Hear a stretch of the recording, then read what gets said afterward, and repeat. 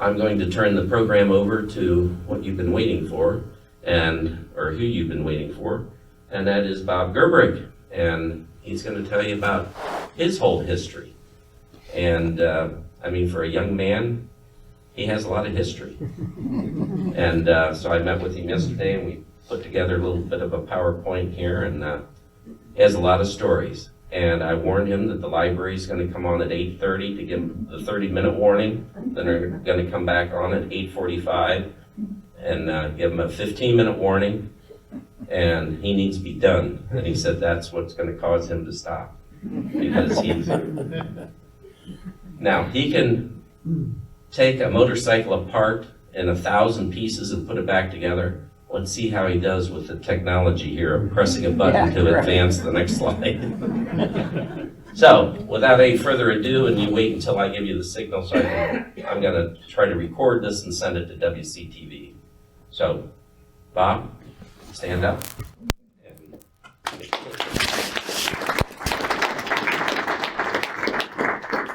Okay, first of all, I want to thank all the people that supported me in the 65 years.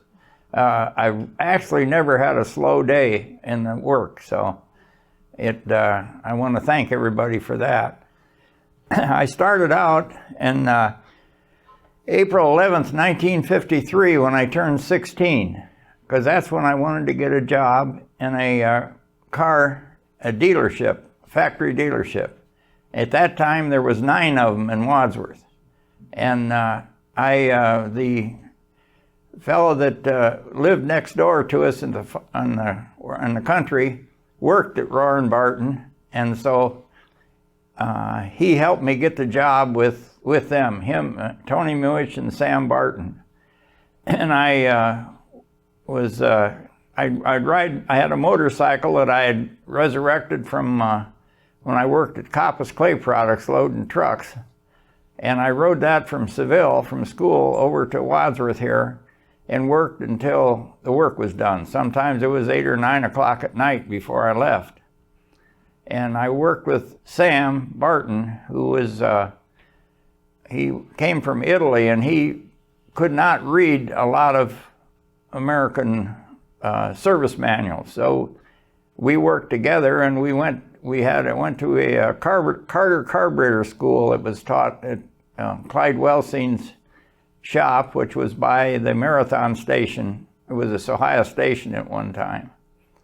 And I worked with him, and he supported me and showed me a lot of the new things on the new cars, which I wanted to work on. And I had to drive by this Shell gas station on the way to work, which was empty, and that was on the 224 because they hadn't built the expressway yet. And Don Merriman was the mayor then, and he told Dale Morrison that owned this Shell station to get rid of everything he owned in Wadsworth, because as soon as that 76 opened up, Wadsworth is dead. There'll be no more Wadsworth. So I talked to my parents, and Sam said to try it, because he says you'll never get anywhere working for somebody else. He says you have to work by yourself. He says go for it. So I talked to my parents, and we got together and leased it for 6 months. And I had 1 more year of school to go yet, my senior year. So I quit school and went into business. I was 19, and things took off, and it's never slowed down since. But I started out just servicing cars and doing everything, and then I got into the transmission business in 1958, because there was nobody doing that kind of work, and so I got started in it, and it went real good. I went to a few schools at Cleveland, on Brook Park, the General Motors schools, but the transmissions had what they call a Simpson gear train in them. All of them did, and that was this gentleman by the name of Simpson had built that. So the transmissions actually, from one make to another, were very simple, except the Chevrolet Power Glide then in 1954. And so the only way I could do that was I took a a motor's manual at the time. It was a manual on different things on the car, and I went sentence by sentence and repaired the transmission, and it worked. So that's how I learned on that, but the rest of them were fairly simple. And then in 1956, the Ed Bell and Johnny Bell were in the towing business, and they had a muffler shop here in town. And Ed called me up and he says, we're going to quit the towing business, and I want to sell you the wrecker, the car wrecker that he had, plus the business. He was doing all the towing business, so for $2,500. So I said, sold. So now I'm working nights towing, and there was no EMS then at that time, and Kenny Cox was at Hilliard Funeral Home, and he would go out with the ambulance, and I'd have to help him get the people out of cars that were damaged, banged up. And so that went on for, oh golly, I was clear up till in the 70s when I finally gave it up. I bought a new wrecker in 1964, but it was a thing where I was working 24 hours a day then. And I also, when I got my driver's license, I also got signed up, my parents signed for me to race at Barberton Speedway. So I did that too, and that's where I met Loa in 1957. She came to the races, and her cousin brought her over to meet me, and she didn't know what she was getting into. So I raced all around the area, and I only ever won one race up in Girard on a Saturday at a dirt track up there. I'd never been on dirt tracks because Barberton was asphalt, and I won the race, and I got $15. So, and then after that, I built on to the garage. We put a addition on for the transmission business, and I had put 4 lifts in, and the Shell Oil Company took me to Columbus, and they drive the plans up and got all the permits, so I didn't have to do anything. And I was a contractor. I got people that I had done work for to do the laying of the block was done by Raymond Hurst, and let's see, Bud Orff put the heating system in, and Johnny Gerberich put the roof on, and Jack Post from Medina made the bar joist. So I coordinated everything. And then General Motors come along and offered me the transmission parts direct from the factory. There was nobody had it, and I could supply the car dealers.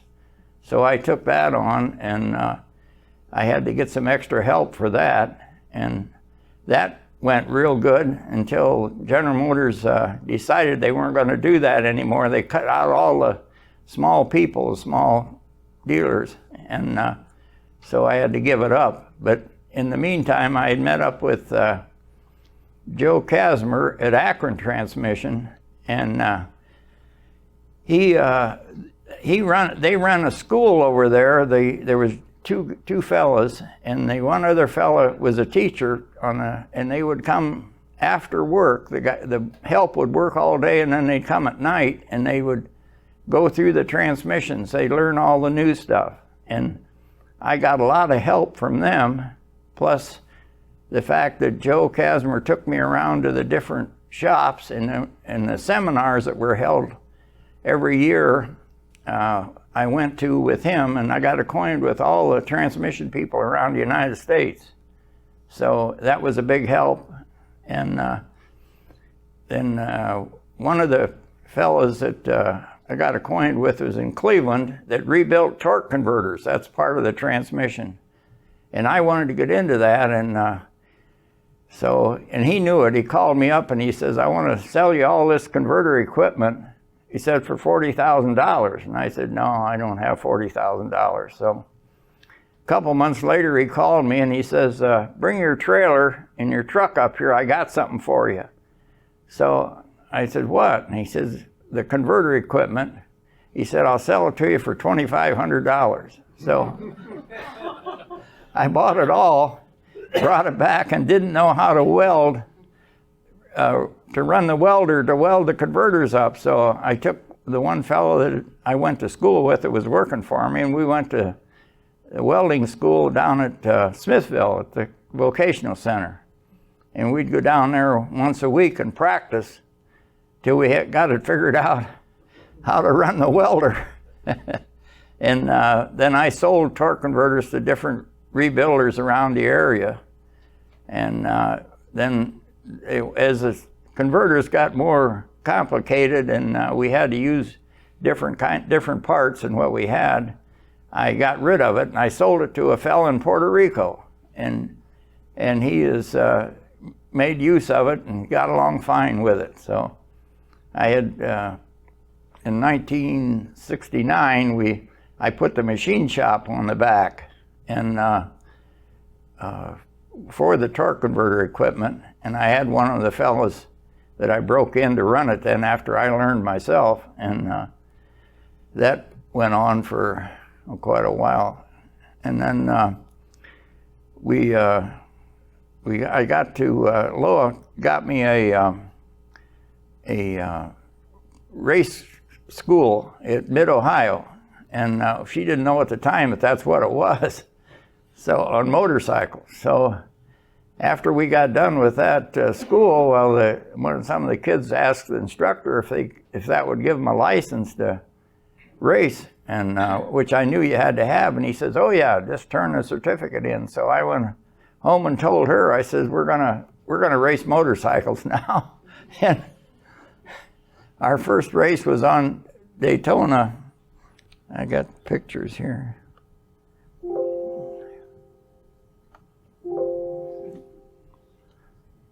It's not working, Roger.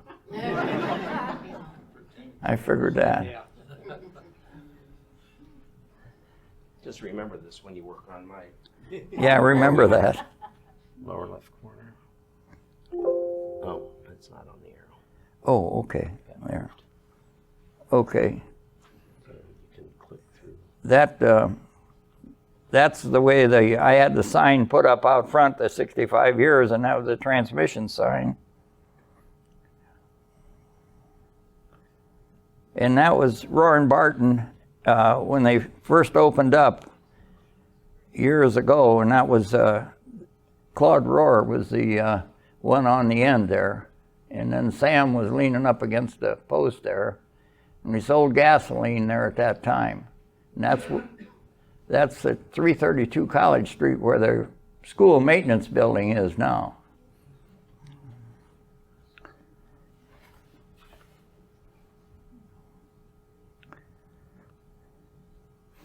Okay, that's the Shell station as it was when I first went into business. And my dad, he was a farmer and I lived on the farm, and he was going to be forced to put in a bulk tank and a new milking parlor. So, and we was only milking 6-7 cows.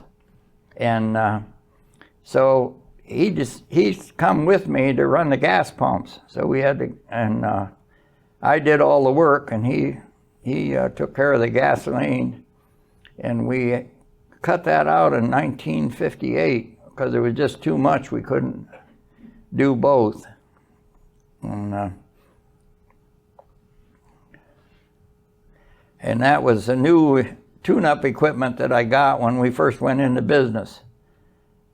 It was Allen equipment, and I did a lot of tune-up work then.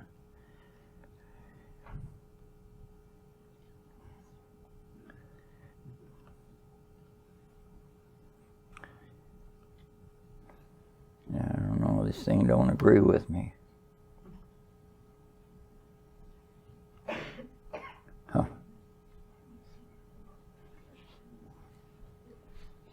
Yeah, it's sensitive.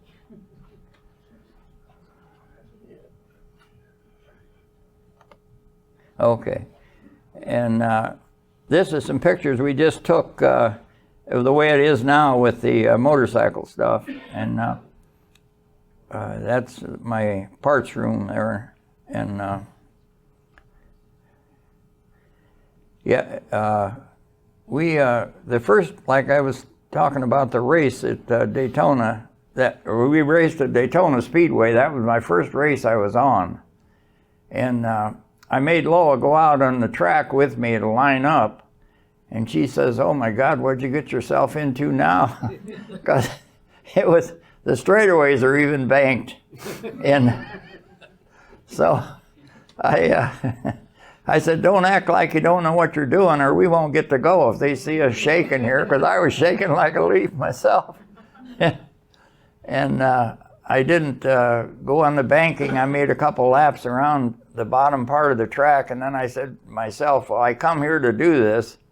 So I went on to the banking, and it's 33 degrees, and you got to be careful because you want to start falling. You got to watch. You can drop down onto somebody, or somebody that's above you can drop down on you. And so I got used to it, and we did that for, oh golly, I don't know, 7 or 8 years. We went every year. And anyways, the motorcycle business kind of took over because of the cars now, or the electronic controls on the cars. It's pretty hard to burn the transmission up. They just won't move. If you get stuck in the snow, it'll get so hot and then it'll just quit, and without doing damage. So that business slowed up, and so I was doing some motorcycle work a little bit, and we were racing in Road Atlanta, and one of the fellows from Provincetown, Massachusetts, come and says, "I think you can do some machine work for me." And he had the fastest CB 450 motorcycle that ever was. And he'd do 150 mile an hour around Daytona Speedway on a 1972 motorcycle. So I had to set up the machine shop for that, and I got a mill, Bridgeport Mill, from the school in Cloverleaf. They cut out their machine shop, and I bought that. And a friend of mine, Buster Smith, or Dale Smith, was the head man at Wright Tool, and he helped me get everything set up and showed me how to run it. He was my instructor. And so I milled a lot of stuff, and then what I did was I copied what he sent me to do. I copied for myself, and then I was able to get the engines just like he had them. And but I never got up to that fast on the speedway, but because I was a little bit afraid of it. But I did a lot of work there, and then from that, the motorcycle business just took off, and I can't keep up with it. It's that way today. And what I wanted to do was get a 19-year-old boy. That's how old I was when I started, and I would break him in, and then sell him the place, because I want to retire when I'm 90. I'm 84 now, so I got 6 years to go. Well, 5 now, but that isn't going to happen, I guess. So God has a plan for me, but I don't know what's going to come of it, but I'm going to have to make some changes. If I get sick now, it's a one-man operation. So we traveled. I got a picture here of how we traveled. That was the parts room set up. And that's what the shop looks like now, completely full.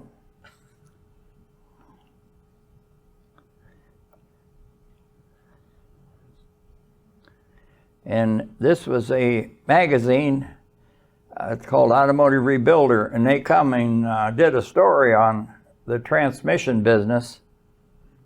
And that was my dad and I at the time, and they wrote up how the business started, and this magazine went all over the country. And that was one of the fellows that worked for me, Jim Nestor, and he worked for me for 40 years, and he'd retired, and he just passed away here this last September. So, and that was another one of my helpers. And that's Jim there too.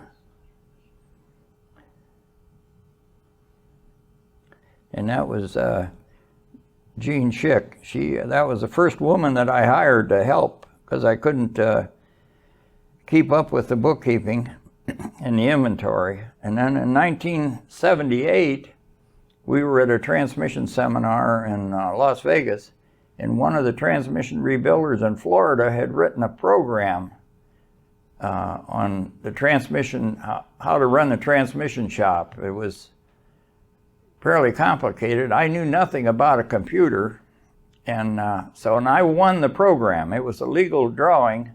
I won the software, so I had to buy hardware. At the time, Radio Shack was the only thing that was available. And I set that up, and I would work all night long trying to figure out how to get this thing working. And finally got it all set up, and then I got a general ledger with it, and I had to buy that separate. So I done my taxes and everything myself. And when at the end of the year, Ralph Kilmer was the accountant, so he'd look it over and he'd say, well, you got everything done. He says, I can't do any more. So that was another learning experience that I went through.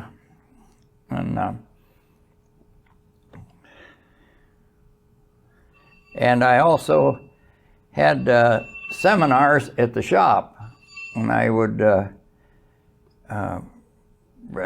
invite all the people in the area. And this particular one, there was 43 people there, but one of them I had 90 people. I had the whole garage full of people, and I had an instructor from the General Motors Training Center come down and he'd go through things, and it was very informing, and it helped business.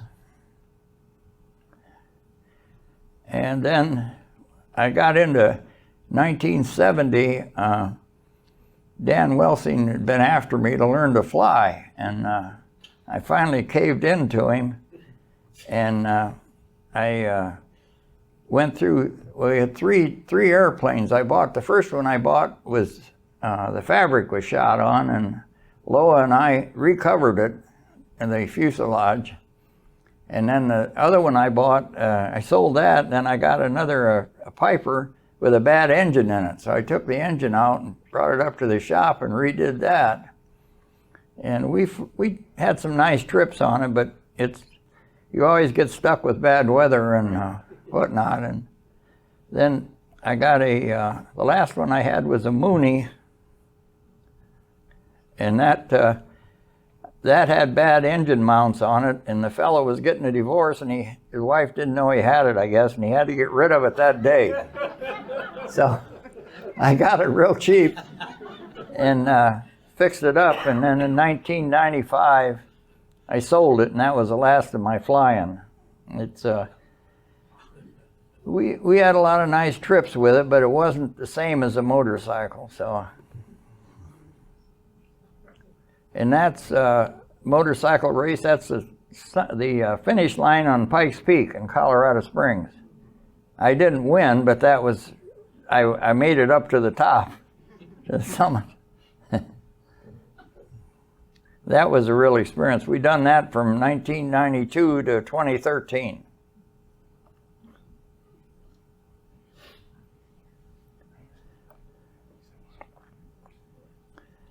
And that's how we traveled around the country with a motorcycle. I said, there's no way we're going to use a pickup truck. I built that trailer, and we hauled it behind the motorcycle, and all our camping gear and everything was on there. And we would go back and forth to California a couple times a year, and we really enjoyed that. And that's me and Willow Springs in California on a dirt track.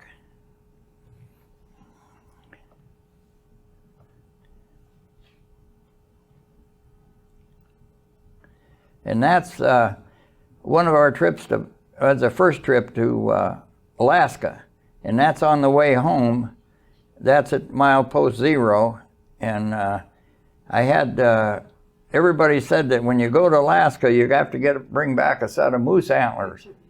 So we were above Fairbanks, and on a barn I seen 2 sets of moose antlers, and this was a little store-like gas station. I stopped and I asked the guy if he'd sell me them horns.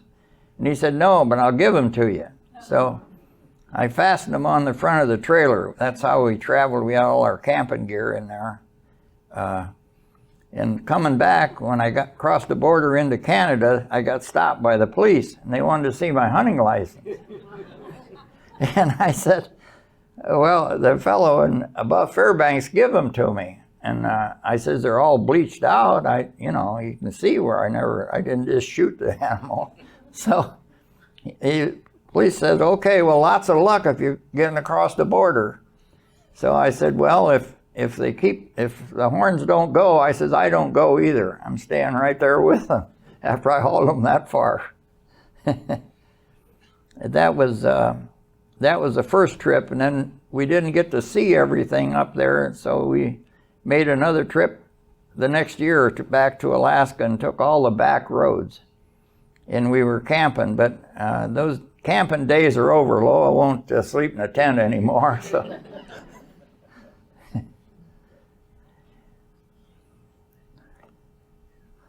And that's the moose antlers. I put them on the trailer down at the shop.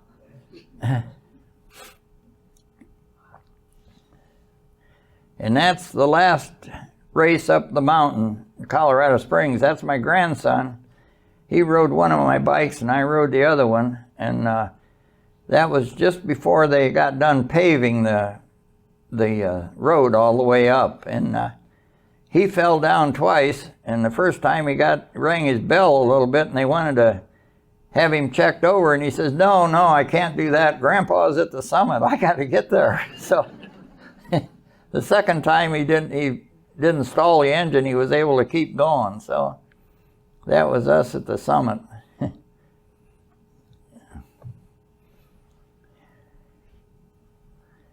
And that's a picture of the building now as it is now, as we had remodeled it. Business, like I said, has been very, very good, and I can't quit working. I might as well sit down and check out, I guess. I would like to find somebody to have it continue to keep going, but we've enjoyed every minute. Loa has too. She's put up with me for everything, and she got me into the motorcycle racing, so she has no recourse there. So we raced all over the country, and one of the dirt tracks that we raced on, we'd went and watched them race there, and it was in Illinois, Springfield, Illinois, and they race there. It's the fastest dirt track in the country. They run 120 mile an hour average around the dirt track. And boy, I said, I never could do that. Well, I got my chance to race there, and I did, but I didn't get no 120 mile an hour.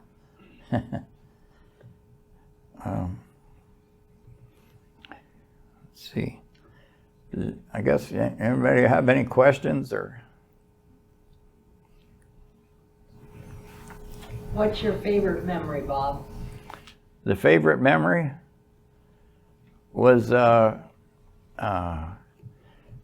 probably racing at Daytona when we first started, because it was a real hair-raising experience for me, and I made her go out on the track with me to line up, and that was probably one of the most experiences. That, and we raced in Sacramento, California on a dirt track, a mile dirt track, and the people from that I did the Pikes Peak hill climb with were all people that did movie stunts with cars and motorcycles for advertising. And they wanted us to come to Sacramento because of the way we traveled with the motorcycle and no car or nothing. So we went out there and raced, and then they wanted us in Del Mar, which is San Diego, that fairgrounds, and then we went there on a mile track, and I'd never been on a mile track before like that, and the one in Sacramento, I got a 3rd place in it, and the surface was almost like asphalt, so it went real good, but those are probably the 3 most. Tell them about you had motorcycle boots on because you didn't have race boots at that time. Oh yeah, I had road racing boots on, and it didn't have a steel shoe. And I wore the soles of my shoe right down to the sock. But I didn't, and then after that, well, I got a steel shoe, and it was okay. Bob, let me get this straight now. You started when you were 16 working at a car dealership. Right, Then you bought a Shell station. right, Is that correct? A gas station. Then you bought a tow truck, got into the towing business. right. And then you got into the car racing business. Then you got into motorcycle racing. Yeah, Now, when you got, and somewhere in there, you were working on automobile transmissions. right, yeah. And then you got into racing and the motorcycle business. Yeah. You're only 84 years old. In the next 6 years, are you going to start selling and working on computers? Yeah. No, they work on me. I'm not going to get into that. I mean, I've known you for a few years, and I really enjoy all your stories. Yeah. Tell them about Iron Bud. Oh yeah, that was another thing that I seen advertised in a motorcycle magazine. You ride 10,000 miles in 10 days. And so I did it, and the first time I did not 10,000 miles, and I was on my Gold Wing, and I was out in Nevada on a back road. We had to go to a checkpoint, and I had the motorcycle wide open, and a fellow passed me on a BMW. And so I'm still going to the checkpoint, and he's coming back. He'd already been there, so I said, well, I got to get a BMW now. So, and then that was in 87, and 92 I did it again on a Beamer, and I rode 12,000 miles in 10 days and ended up 6th place, so out of 30, yeah. So, yeah. But you don't sleep for 10 days. You just keep going.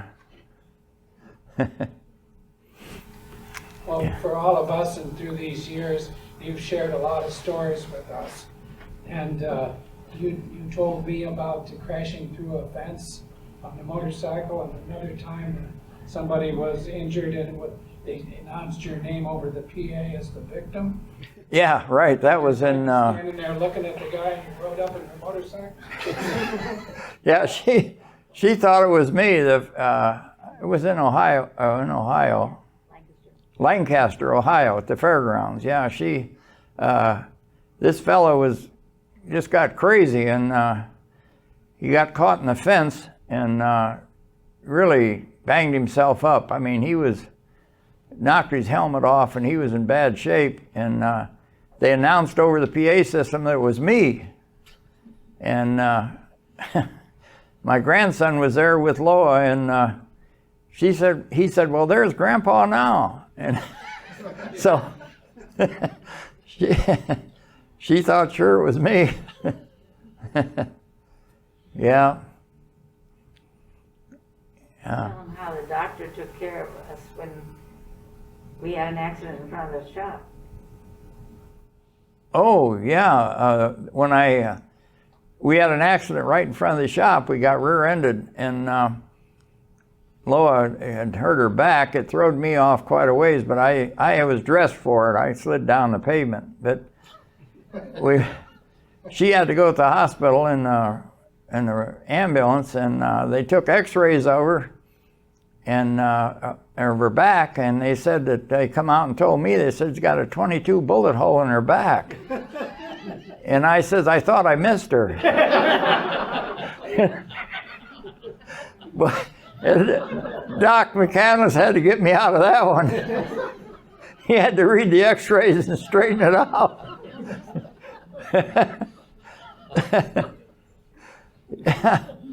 Yeah, she had to come in North Carolina and get me one time too. I broke all my ribs there. I was by myself. So she had to come and haul me home. Yeah. What kind of motorcycles did you race? What brand? Hondas. A CB 450 Honda. That was a 1972. That's what this boy from Provincetown, Massachusetts, he perfected that, and I did his machine work for him, so I copied all his stuff, and it run real good. But he ended up getting run over and run over his head, and he's not right. He can't ride anymore. In fact, he can't work. So. I had a CB 450, but I never raced it. How's that? I said I used to own a 450, but I never raced it. Yeah, CB 450. Yeah. I worked for Rick Hayes over in Cleveland. Oh yeah. We had people race Kawasaki's. That was. Yeah, that was a big one. Yeah. I never liked it. Yeah. Yeah, that he done quite a job at perfecting this, and I copied his stuff. Yeah. Do you have any stories about my dad, John Hanna? Oh, golly. Yeah, I could go on another program on that one. Yeah, John was, he painted the numbers on the stock car. He said, "Go fast" numbers he painted on the one. I built a complete car, and he painted he was a sign painter, he said then. So. He also flew with you. Oh yeah, we'd go to lunch. We'd fly to New Philadelphia quite a few times. And a couple times we got in trouble with the wind, and and he would get all nervous and say, "We aren't going to make it," but we always did. I think his favorite was when you made him, gave him that jacket that had Viagra across it. Yeah. Yeah, that was one of the stock car drivers who was sponsored by that. And I got the jacket and give it to him. He went to a lot of races with you. Huh? He went to a lot of races. Yeah, he went to a lot of races with me too. And he locked the keys in his truck one time, and we had to get somebody from the auto club to come and unlock the doors. Yeah, he was a lot of fun. Yeah. What's your next big adventure? Well, I'd like to go back to Alaska again, but my partner won't do it, I don't think, unless we. But not on a motorcycle. I just want to go. She only wants to go 200 miles a day, and then we got to stay in the motel, and then we can't camp and sleep in the tent anymore. That's a good compromise. Yeah. So I don't know if we'll do that, but we don't have anything planned except she wants me to quit working, so. Just cut back from 12 hours a day to maybe 8. Yeah.